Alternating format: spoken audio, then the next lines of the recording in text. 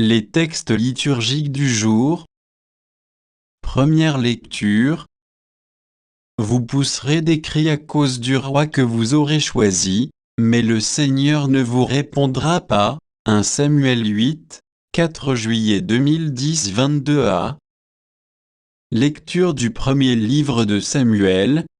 En ces jours-là, tous les anciens d'Israël se réunirent et vinrent retrouver Samuel à Rama. Ils lui dirent: Tu es devenu vieux, et tes fils ne marchent pas sur tes traces. Maintenant donc, établis, pour nous gouverner, un roi comme en ont toutes les nations. Samuel fut mécontent parce qu'ils avaient dit: Donne-nous un roi pour nous gouverner, et il se mit à prier le Seigneur. Or, le Seigneur lui répondit: Écoute la voix du peuple et en tout ce qu'ils te diront. Ce n'est pas toi qu'ils rejettent, c'est moi qu'ils rejettent.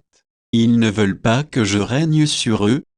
Samuel rapporta toutes les paroles du Seigneur au peuple qui lui demandait un roi, et il dit: Telles seront les droites du roi qui va régner sur vous. Vos fils, il les prendra, il les affectera à ses chars et à ses chevaux, et ils courront devant son char. Il les utilisera comme officiers de 1000 et comme officiers de 50 hommes, il les fera labourer et moissonner à son profit, fabriquer ses armes de guerre et les pièces de ses chars. Vos filles, il les prendra pour la préparation de ses parfums, pour sa cuisine et pour sa boulangerie, les meilleurs de vos champs, de vos vignes et de vos oliveraies. Il les prendra pour les donner à ses serviteurs sur vos cultures et vos vignes. Il prélèvera la dîme, pour la donner à ses dignitaires et à ses serviteurs, les meilleurs de vos serviteurs, de vos servantes et de vos jeunes gens, ainsi que vos ânes.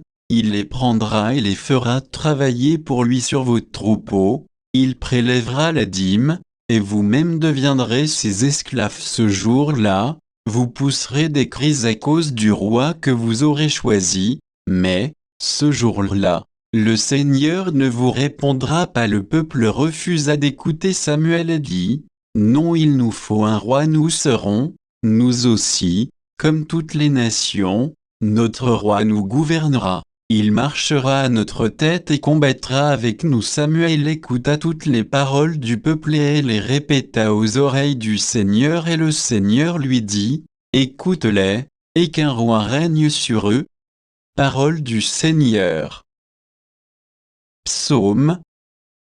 Psaume 88, 89, 16 à 17, 18 à 19.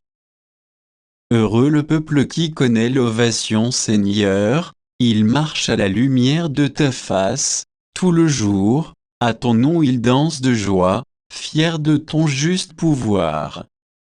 Tu es sa force éclatante, ta grâce accroît notre vigueur. Oui, notre roi est au Seigneur, notre bouclier, au Dieu saint d'Israël. Évangile. Le Fils de l'homme a autorité pour pardonner les péchés sur la terre. Marc 2, 1 à 12. Évangile de Jésus-Christ selon saint Marc.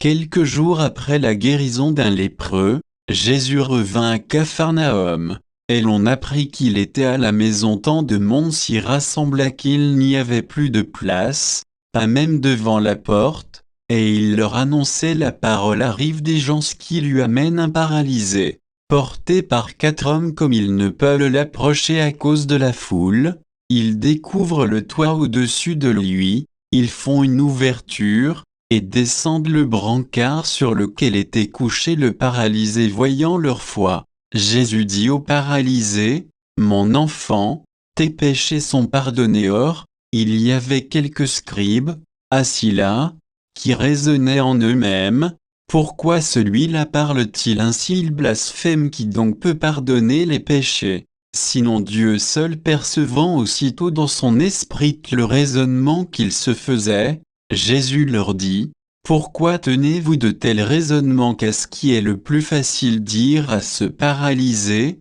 Tes péchés sont pardonnés, ou bien lui dire: Lève-toi, prends ton brancard et marche? Eh bien, pour que vous sachiez que le Fils de l'homme a autorité pour pardonner les péchés sur la terre. » Jésus s'adressa au paralysé: « Je te le dis, lève-toi, prends ton brancard, et rentre dans ta maison. » Il se leva, prit aussitôt son brancard, et sortit devant tout le monde. Tous étaient frappés de stupeur et rendaient gloire à Dieu, en disant: « Nous n'avons jamais rien vu de pareil. » Acclamons la parole de Dieu.